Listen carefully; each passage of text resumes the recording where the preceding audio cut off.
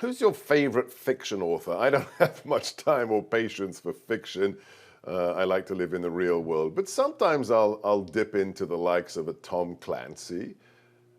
What if you read a novel by the likes of Tom Clancy or Jack Carr, and it said, in America, the leader of the opposition, a former president, is facing more than 7 centuries in prison. We've got the tabulation, we've got the graphic. This is actually happening right now. From Georgia to Jack Smith in DC, President Trump is facing more than 700 years in prison. If you read that in a fiction novel and you say, oh, come on, Jack, oh, come on, Tom, that's unbelievable. That would never happen. But it is happening. How is that possible? Well, let's ask a man who has fought corruption in this stinking city, this swamp that is Washington, D.C. for decades, a fearless head of one of the most important organizations fighting for the truth. That organization is Judicial Watch, and he is Tom Fitton. Happy New Year, Tom Fitton. Welcome to the Gorka Reality Check. Hey, Seb, I appreciate that generous introduction.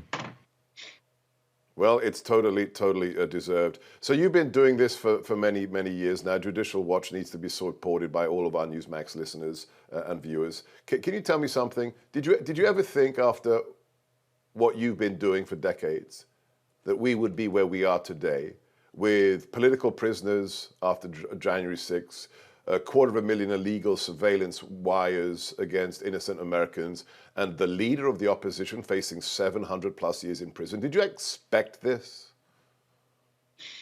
No, I knew we were sliding in that direction. Remember, you had the IRS being used to suppress Obama's political opposition in the run-up to his reelection. That's one way to steal an election in plain sight, in my view. And then it metastasized during 2016. They thought they could misuse the agencies again to try to rig another election. It didn't work out the way they wanted it.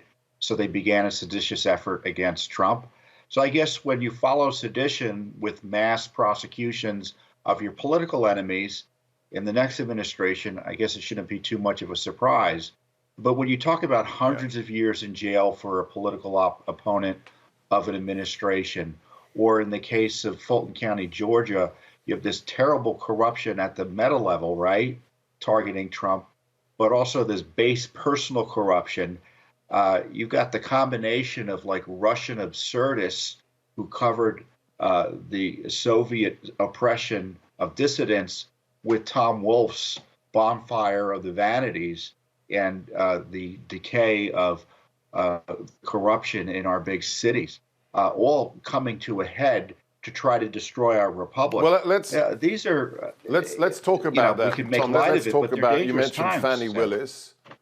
Yeah, let's talk about Fannie Willis and also Letitia James. Fannie Willis's boyfriend, who she gave $700,000 to from taxpayer money from Georgia, he visits the White House on numerous occasions as her newly anointed chief Trump prosecutor.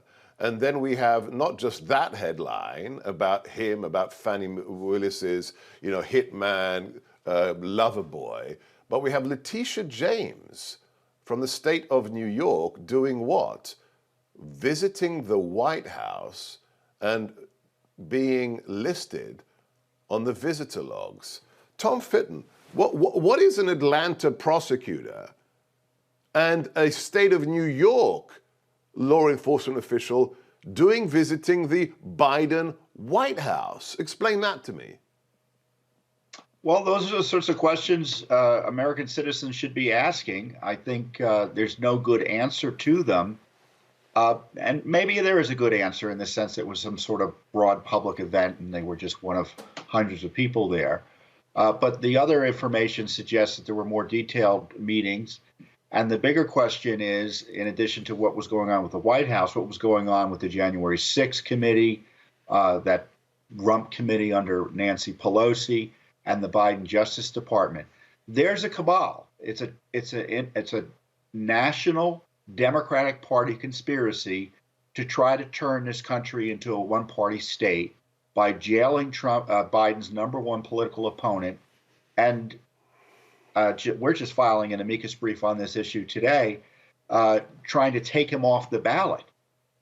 And so if I were, Judicial Watch, as you know, Seb, we do our independent investigations. We're going to be asking and suing for documents about these communications we're talking about. But where's Congress on this? Doesn't Congress have an interest in the effort to undo our Republican form of government by local prosecutors in league with the Justice Department, in league with Democratic politicians in the states? I would think so. I'd haul in the White House counsel's office. I'd haul in Justice Department prosecutors. I'd haul in these prosecutors in Fulton County, the Attorney General of New York, Alvin Bragg, the Soros-backed prosecutor in New York, who's also trying to jail Trump.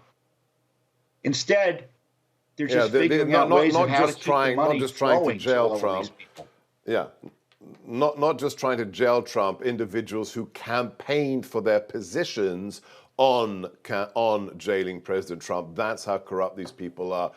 Please follow Tom on social media. And most important of all, please support Judicial Watch, judicialwatch.org. And I want to thank you personally for bringing that unlawful death suit against the government, against the Capitol Police for Ashley Babbitt's family. God bless you, Tom, and everyone at Judicial Watch. It's not just the enemies at home, it is the enemies abroad. They are now unfettered, they are unbound under the Biden administration. What does that mean for the next 10 months? That's what we're going to answer next here on Newsmax. Stay on this channel.